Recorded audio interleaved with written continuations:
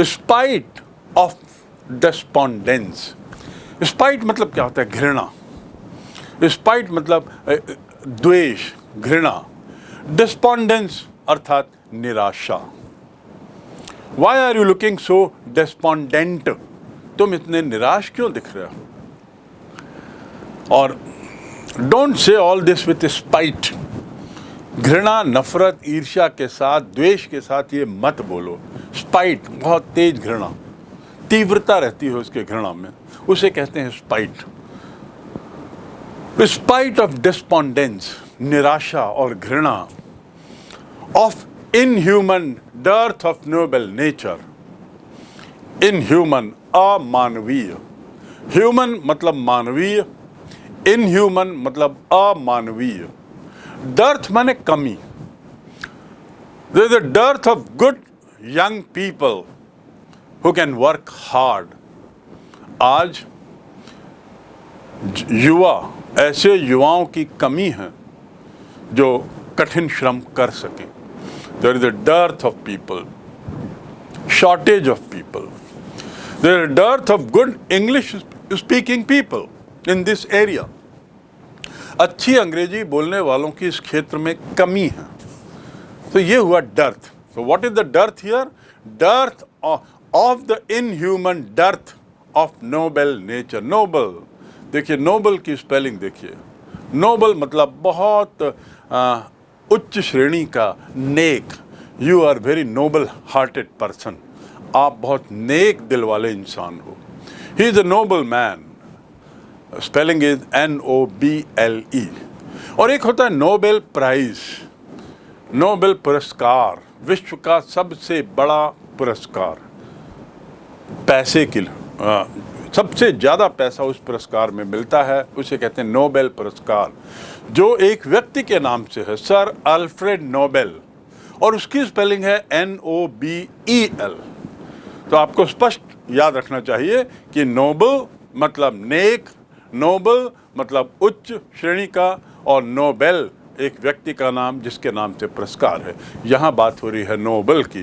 तो ऐसे लोगों की कमी है जो नेक नेचर के हैं, नेक प्रकृति वाले हैं, जो मानवीय हैं। ऐसे लोगों की कमी है आज। This is what author has to say. Of gloomy days, gloomy मतलब अंधकार में, अंधकार में, अंधकार में दिन। Of all the unhealthy and over darkened ways, ऐसे सब अस्वस्थ और अंधकार में रास्ते, सब अस्वस्थ और अंधकार में, डार्कंड। ओवर को देखिए कैसे लिखा है, O'(E')R। इसका मतलब ओ के बाद वी जो है उसको हटाकर एपोस्ट्रॉफी लगा दिया है। That is also correct English, you can do that. So in order to shorten it, he just put an apostrophe over darkened ways. Darkened मतलब अंधकार में रास्ते, अंधकार में मार्ग। ऑफ ऑल द अनहेल्थी, अस्वस्थ, अस्वस्थ, अनहेल्थी, और डार्कंड वेज मतलब अंधेरे रास्ते। मेड फॉर अवर सर्चिंग, खोजने के लिए, मेड फॉर अवर सर्चिंग, खोजने के लिए। इसका अर्थ क्या हुआ? इसीलिए प्रत्येक सुबह हम अपने को पृथ्वी से बांधे रखने के लिए, पृथ्वी से जुड़े रखने के लिए फूलों वाला कमरबंद चुनते हैं, फूलों वाले कमरबंद का उपयोग करते हैं, उसे गूंथते हैं। निराशाजनक, द्वेष, मानवीय मूल्यों की कमी, उदासी के दिनों की ये सब अस्वस्थ और अति अशुभ अंधकार में रास्ते की खोज हम करते रहते हैं। ये निराशा वाली पंक्ति है। इस पैराग्राफ में बिल्कुल उल्टा कहा गया है जो पहले पैराग्राफ में कहा है। पहले पैराग्राफ में, पहले अनुच्छेद में कवि ने सुंदरता का बखान किया है, उसकी महत्ता को बताया है, और दूसरे में वो बताता है कि एक ओर जहाँ सुंदरता है, वहीं दूसरी ओर मानव मन में ये सब बातें भरी हुई है। निराशा है, अंधकार है, अस्वस्थ माहौल है और रास्ते में भटक गया है, खोज रहा है वो अपने। तो उसको लेके कहना है कवि का कि इन सब की कमी है और रास्ते भटक गए हैं, खोजते रहते हैं, लेकिन इसके बावजूद, हाँ, इन सब के बावजूद कोई सुंदरता का रूप हमारी उदास अंतरात्माओं से नीरसता का आवरण उतार लेता है। This is what he is saying. ये सब बोलने के बाद वो कहते हैं यस, हाँ, in spite of all, in spite of मतलब के बावजूद। पहला एक शब्द था स्पाइट, केवल स्पाइट। स्पाइट मतलब द्वेष। इन स्पाइट ऑफ मतलब के बावजूद, इन प्लेस ऑफ के बदले में। तो यहां है in spite of, in spite of all, ये सब बुराइयों के बावजूद। कवि ने शुरू में बुराइयां गिराई, gloomy days, dearth of noble souls, despondence, spite, darkness everywhere, and then he says, लेकिन, yes, लेकिन हाँ, इन सब के बावजूद, spite of despondence, spite मतलब क्या होता है? घृणा। spite मतलब द्वेष, घृणा। despondence अर्थात निराशा। Why are you looking so despondent? तुम इतने निराश क्यों दिख रहे हो? और don't say all this with spite. घृणा, नफरत, ईर्ष्या के साथ, द्वेष के साथ ये मत बोलो। स्पाइट बहुत तेज घृणा, तीव्रता रहती है उसके घृणा में, उसे कहते हैं स्पाइट। स्पाइट ऑफ डिस्पोंडेंस, निराशा और घृणा, of inhuman dearth of noble nature. Inhuman अमानवीय, ह्यूमन मतलब मानवीय, इनह्यूमन मतलब अमानवीय। डर्थ माने कमी। There is a dearth of good young people who can work hard. आज युवा, ऐसे युवाओं की कमी है जो कठिन श्रम कर सकें। There is a dearth of people, shortage of people. There is a dearth of good English speaking people in this area. अच्छी अंग्रेजी बोलने वालों की इस क्षेत्र में कमी है। तो ये हुआ dearth. So what is the dearth here? Dearth of the inhuman dearth of noble nature. Noble, देखिए noble की स्पेलिंग देखिए। noble मतलब बहुत उच्च श्रेणी का, नेक। You are very noble hearted person, आप बहुत नेक दिल वाले इंसान हो। He is a noble man, spelling is NOBLE। और एक होता है नोबेल प्राइज, नोबेल पुरस्कार, विश्व का सबसे बड़ा पुरस्कार। पैसे की सबसे ज़्यादा पैसा उस पुरस्कार में मिलता है, उसे कहते हैं नोबेल पुरस्कार, जो एक व्यक्ति के नाम से है, सर अल्फ्रेड नोबेल, और उसकी स्पेलिंग है NOBEL। तो आपको स्पष्ट याद रखना चाहिए कि नोबल मतलब नेक, नोबल मतलब उच्च श्रेणी का, और नोबेल एक व्यक्ति का नाम जिसके नाम से पुरस्कार है। यहाँ बात हो रही है नोबल की।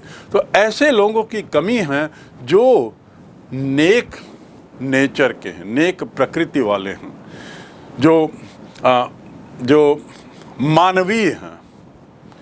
ऐसे लोगों की कमी है आज। This is what author has to से।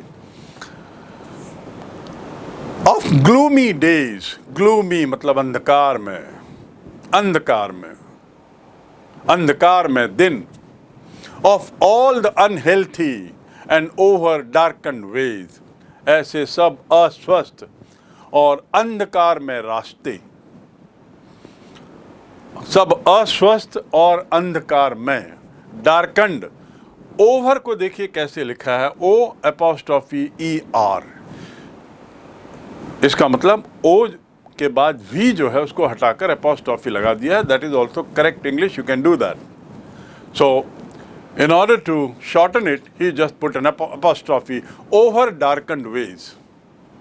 Darkened मतलब अंधकार में रास्ते, अंधकार में मार्ग. Of all the unhealthy, अस्वस्थ, unhealthy और darkened ways मतलब अंधेरे रास्ते, made for our searching, खोजने के लिए, मेड फॉर आवर सर्चिंग, खोजने के लिए. इसका अर्थ क्या हुआ? इसीलिए प्रत्येक सुबह हम अपने को पृथ्वी से बांधे रखने के लिए, पृथ्वी से जुड़े रखने के लिए फूलों वाला कमरबंद चुनते हैं. फूलों वाले कमरबंद का उपयोग करते हैं, उसे गूंथते हैं. निराशाजनक, द्वेष,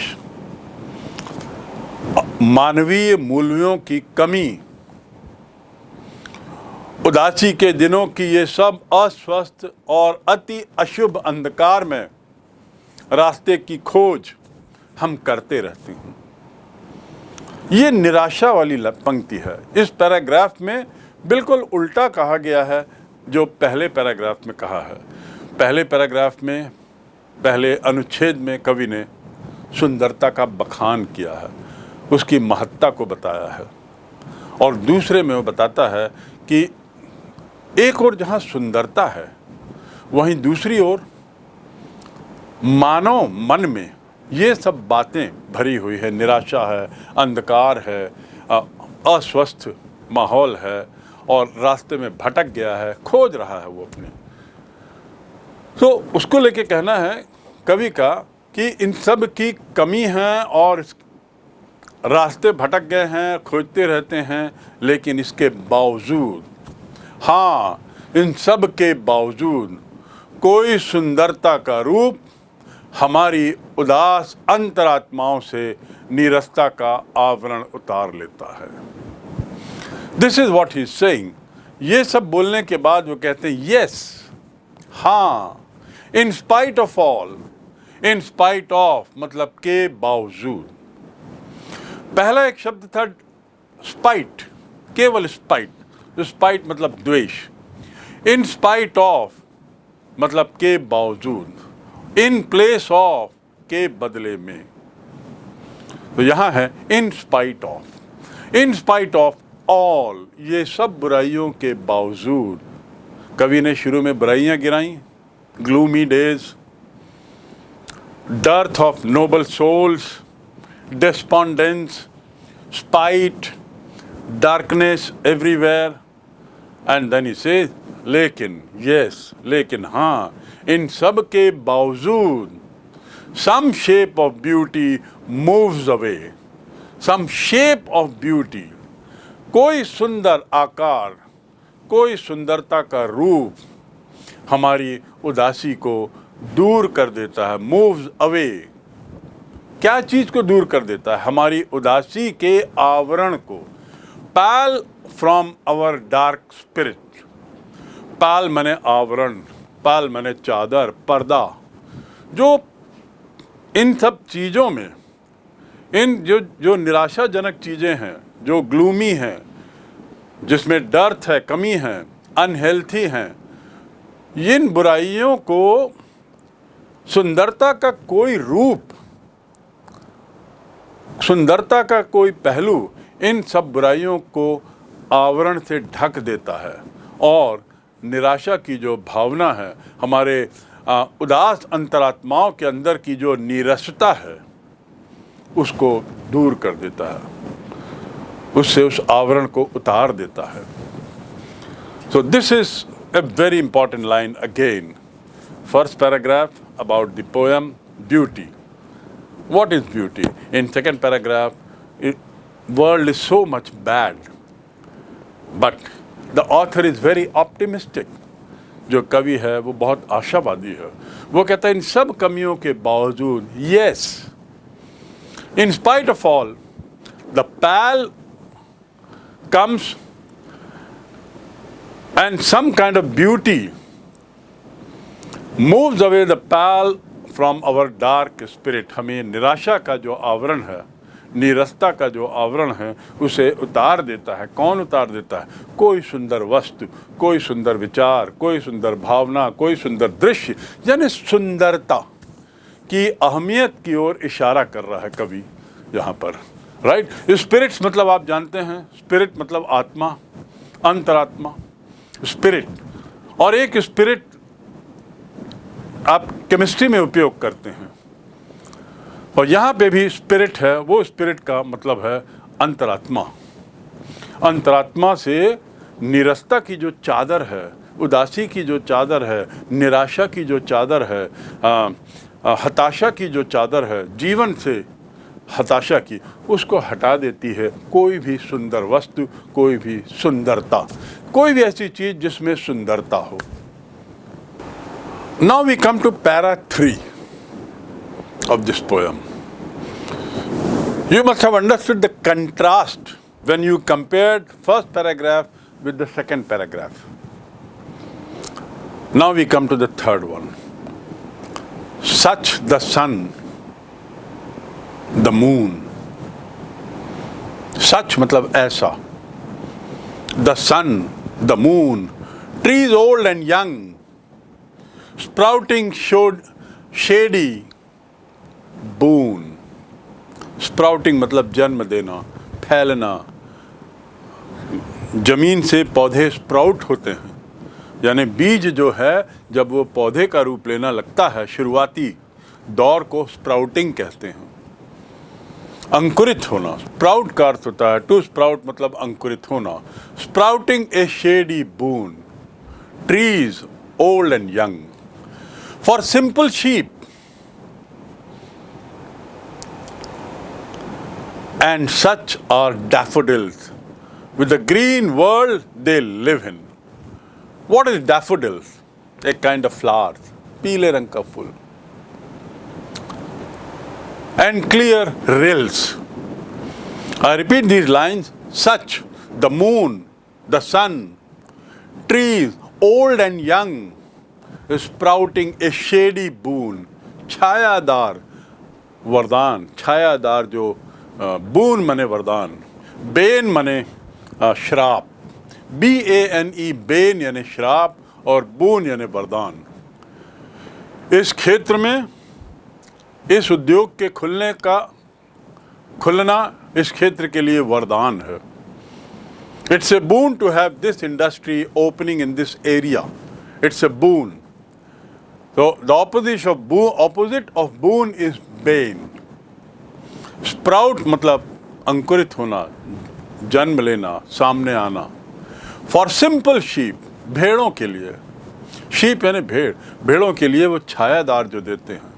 and such are daffodils with the green world, और चारों तरफ हरियाली में डैफोडिल फूल खिले हुए हैं, अपनी छटा छोड़ते हुए, रंग भरी छटा, रंग बिरंगी छटा छोड़ते हुए। And clear reels. तो इस प्रकार, सच मतलब इस प्रकार।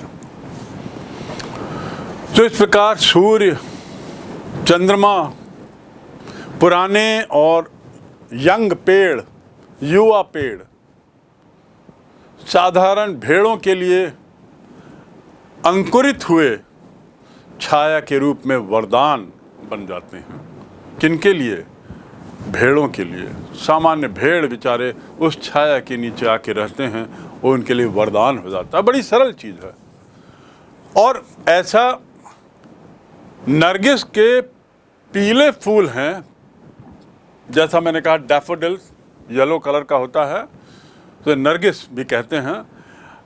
ऐसे नरगिस के पीले फूल हैं जो हरियाली में आच्छादित हैं, फैले हुए हैं, हरी भरी दुनिया के बीच में रहते हैं, रंगों की छटा छोड़ते रहते हैं। और उसके साथ ही रिल्स, रिल्स मतलब क्या होता है? रिल्स मतलब होता है छोटे छोटे झरने, छोटे छोटे झरने, झुरमुट, जिसको हम रिल्स को कहेंगे, एक तरीके से पानी की छोटी छोटी धाराएं। तो निर्मल छोटी धाराएं बहती रहती हैं, मानो वे स्वयं के लिए, निर्मल छोटी धाराएं मानो स्वयं के लिए ग्रीष्म ऋतु में ठंडक प्रदान कर रही हों। See the beauty the way the author has narrated this nature. प्रकृति का कितना बढ़िया विवरण बड़े संक्षिप्त में उसने किया है, और विवरण कर देते हुए वो कहता है कि पेड़ों की छाया, पुराने पेड़, नए स्प्राउटेड होने वाले पेड़, उनकी छाया जो है वो भेड़ों के लिए वरदान हो जाती है। और भेड़ का जिक्र यहाँ इसलिए है क्योंकि पश्चिमी देशों में भेड़ पालन एक बहुत बड़ा उद्योग है। जिस तरह मत्स्य पालन होता है, जिस तरह हमारे यहाँ भारत में गायों का पालन होता है, वहाँ पर भेड़ों का पालन होता है, क्योंकि उसके ऊन का बड़ा भारी उपयोग वहाँ होता है, ऊल के रूप में। तो इसलिए भेड़ का जिक्र है इस कविता में। आप समझ लीजिए, भेड़ से इसका तात्पर्य है जानवरों को छायादार जो माहौल देते हैं वो एक वरदान साबित होता है।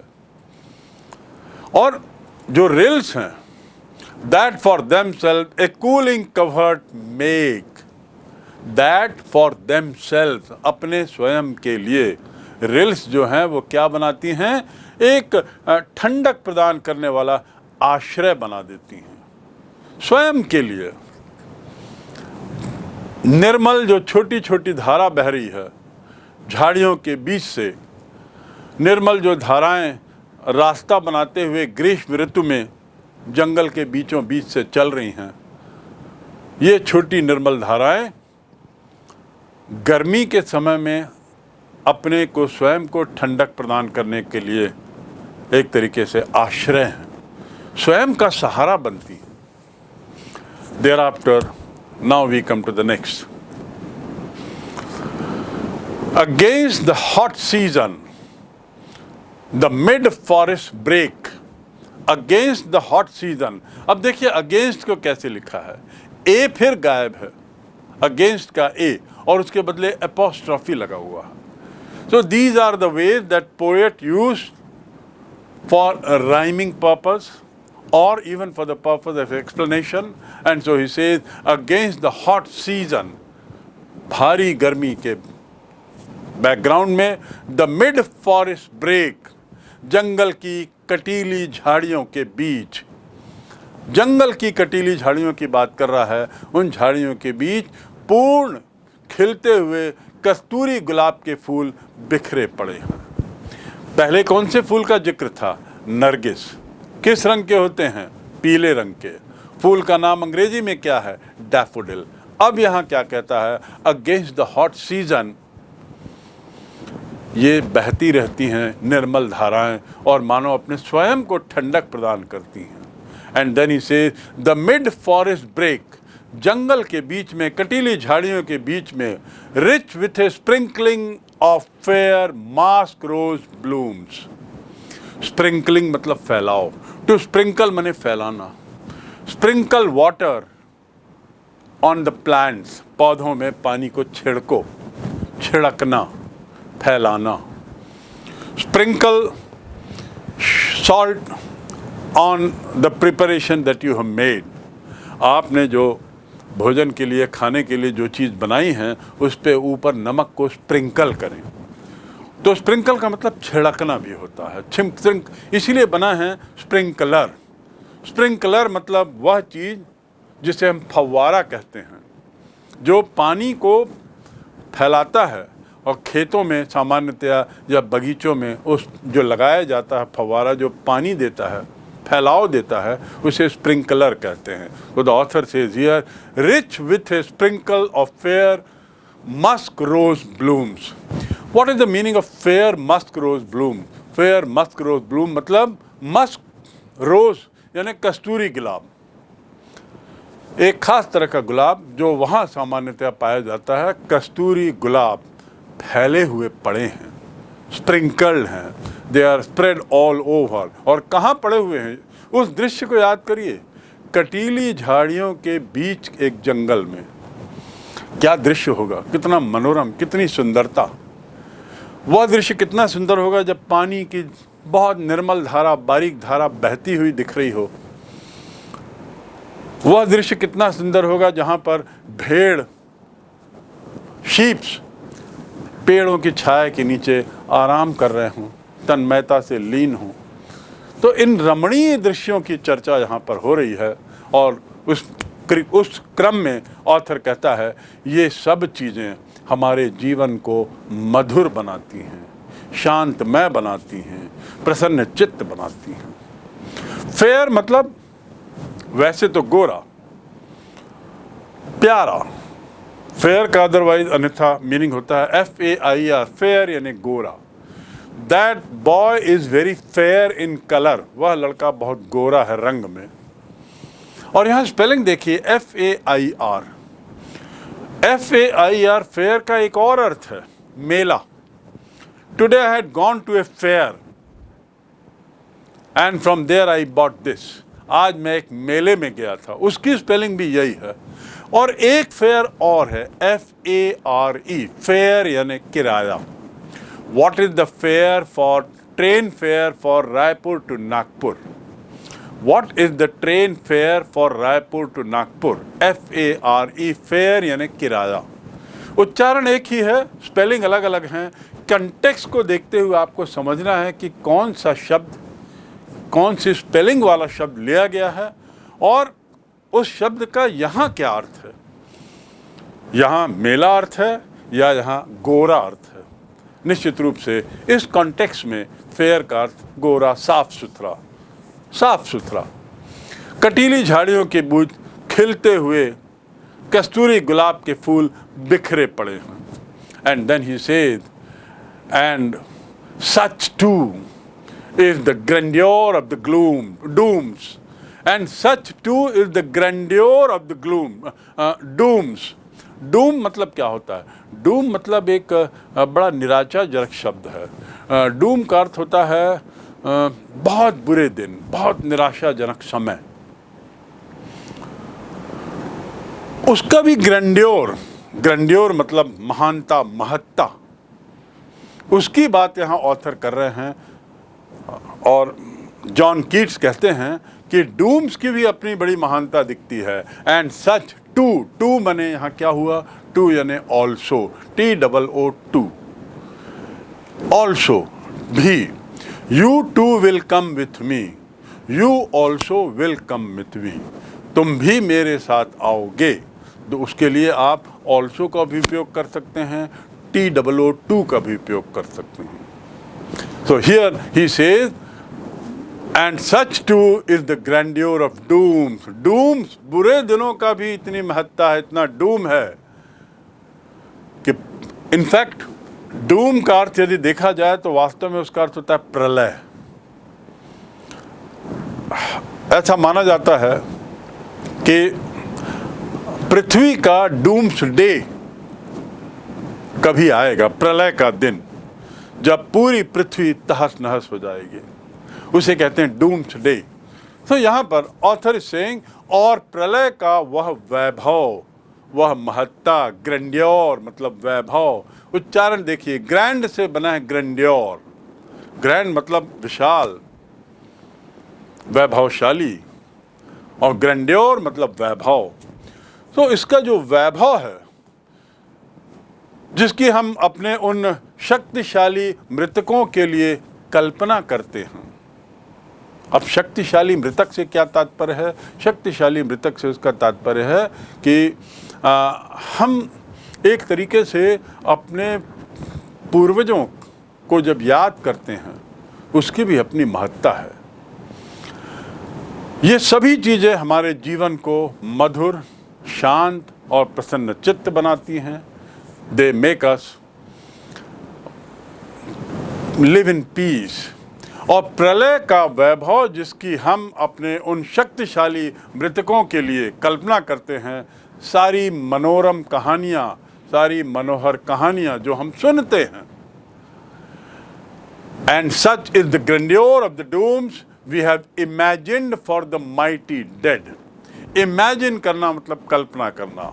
माइटी डेड मतलब शक्तिशाली विशाल संख्या में। जो प्रलय के समय, प्रलय का अर्थ क्या होता है? जिसमें मैंने बताया पूरा पृथ्वी समाप्त हो जाए, प्रलय मतलब समाप्ति, पूरी पृथ्वी की समाप्ति, जिसमें केवल सभी लोग मौत के घाट चले जाएं। तो वो माइटी का अर्थ यहाँ पे, शक्तिशाली का अर्थ यहाँ पे ताकतवर नहीं है। शक्तिशाली का अर्थ है भारी भारी भारी संख्या में, अनगिनत, इन्यूमरेबल, अनकाउंटेबल। तो कहता है भारी संख्या के मृतकों के लिए हम कल्पना करते हैं, और वो जो सब बातें हम बड़ी मनोरम लगती हैं, मनोरंजक लगती हैं, हम जिन कहानियों को सुनते हैं, पढ़ते हैं, ऑल लवली टेल्स। टेल माने कहानी, TALE, टेल, स्टोरी। यहाँ भी देखिए TALE, टेल माने स्टोरी, और टेल माने बात। टेल मी ए टेल, उच्चारण देखिए, टेल मी ए टेल, TELL और TALE। एक मुझे बात बताओ, एक कोई कहानी बताओ, छोटी सी कोई बात बताओ। और एक होता है TAIL, टेल। टेल माने पूंछ, the tail of the dog, कुत्ते की पूंछ। और टेल मतलब क्या होता है? हेड का उल्टा, हेड का उल्टा टेल। एक सिक्के के दो साइड होते हैं, एक साइड कहलाता है हेड और दूसरा साइड कहलाता है टेल। बिल्कुल चूंकि ऑपोजिट साइड में रहते हैं, इसीलिए एक को हेड बोलते हैं, एक को टेल बोलते हैं, हेड एंड टेल, राइट। तो टेल माने पिछला हिस्सा, पिछली बात। तो यहाँ पर हम बात कर रहे हैं TAIL की नहीं, बल्कि TALE की, टेल। तो जो हम कहानियाँ सुनते हैं, जो मनोहर होती हैं, जो हमें रोमांचित करती हैं, हमें इंटरेस्टिंग लगती हैं, अर्थात प्रकृति की जो सुंदरता का हम वर्णन कर रहे हैं, उन प्यारी कहानियों के माध्यम से, उससे हमें पता लगता है प्रकृति कितनी सुंदर है। प्रकृति की सुंदरता का बखान उसमें सतत रूप से दिखाई देता है। हमने जो भी पढ़ा है, जो भी सुना है, उसमें लगातार इस बात का जिक्र रहता है। अब देखिए, ये बताते हुए सुंदरता का जब वर्णन कर रहा है, प्रकृति की सुंदरता का, तो क्या क्या बात कर रहा है? सूर्य की सुंदरता, चंद्रमा की सुंदरता, छोटे बड़े पौधों की सुंदरता, छायादार स्थल की सुंदरता, नरगिस के पीले फूलों की सुंदरता, मस्क गुलाब की सुंदरता, और उसके साथ ही स्वच्छ पानी का झरना, स्वच्छ पानी की सरिता, उसका बहाव। और उसके बाद कवि कहता है कि जंगल के बीच में जो ये फूल आते हैं, ये सब बड़े सुंदर दिखाई देते हैं। पानी का जो झरना है बड़ा सुंदर रमणीय दिखता है। भेड़ों का जो पेड़ के नीचे जो झुंड खड़ा हुआ है बड़ा सुंदर दिखता है। मन प्रसन्न हो जाता है, मन को शांत करता है, चित्त को शांत करता है। An endless fountain of immortal drink, an endless fountain, fountain माने क्या होता है? एक और मैंने आपको बताया स्प्रिंकल, स्प्रिंकल करना मतलब छिड़कना, फैलाना, और फाउंटेन मतलब होता है फव्वारा। माउंटेन होता है पहाड़, यहाँ पे मैं बात कर रहा हूँ फाउंटेन की। An endless fountain of immortal drink, immortal मतलब अमर, अमर जो हो गए हैं उनकी बात यहाँ की जा रही है। Immortal drinks pouring unto us from the heavens brink, पोर करना मतलब डालना, लिक्विड को डालना, सॉलिड चीज को और प्लस अपने दिल की बात को। I poured my heart to you, मैंने अपना पूरा दिल तुम्हारे सामने खोल दिया। I poured my heart to you, यानी मैंने सब बात तुमको बता दी, अपने सारी विचार तुमको व्यक्त कर दिया। और एक होता है pour water slowly slowly into the glass, otherwise it will fall, it will fall off। पानी को धीरे धीरे ग्लास में डालो, pour water slowly into the glass, otherwise it will sprinkle, नहीं तो वो फैलेगा। इसलिए पानी को धीरे धीरे डालो ग्लास में। This is the meaning of the word pour, pour मैंने डालना। You have poured water in all my effort, ये मुहावरेदार उपयोग, you have poured water in all my efforts, अरे मैंने जितना प्रयास किया था उसमें तुमने पानी डाल दिया यार, मैंने कुछ चीज़ बनाई थी बड़ी मेहनत से और तुम उस पर, तुम्हारा पैर चल गया, वो टूट गई, या तुम उस पर गिर गया, तो क्या बोलेंगे? अरे तुमने पूरा मेरा करा कराए बिगाड़ दिया, पानी डाल दिया, पानी फेर दिया। उसे अंग्रेजी में कहते हैं you have poured water in all my work, in all my thoughts, in all my dreams, etcetera etcetera. To pour water का अर्थ देखिए कितना बढ़िया है। अर्थात प्रकृति की ये सुंदरता जो जॉन कीट्स इस कविता में बता रहे हैं, उसके साथ ही साथ जो बहुत सारी प्यारी कहानियाँ, मनोहर कहानियाँ हमने सुनी हैं, पढ़ी हैं, प्रकृति एक अनंत रूप से फव्वारा है। This is what is the author trying to say, कि जो प्रकृति है जिसका मैंने अभी बखान किया है, जिसकी सुंदरता का अभी मैंने विवरण दिया है, this nature is beautiful. The nature that I have narrated, John Keats says, I have narrated certain instances of the nature, मैंने प्रकृति के कुछ उदाहरण ही दिए हैं, and each of these instances show the beauty of nature. And so the nature is Anant, nature is immortal, प्रकृति जो है वो अनंत है, अनंत रूप से, और एक फव्वारे की तरह है। Not only is it immortal, not only is it something that will never die, but it will also act as a fountain. It will एक फव्वारे की तरह काम कर रही है, और वो फव्वारे में ऐसा लगता है मानो हम अमृत पी रहे हों, स्वर्ग के किनारे से निकलने वाला अमृत। This is just a narration, स्वर्ग के किनारे से निकलने वाला, brink of the heaven, from heaven's brink, fountain of immortal drink, अमृत। इमॉर्टल ड्रिंक किसे बोलेंगे? ऐसा पानी जो अमर कर दे उसे अमृत कहते हैं।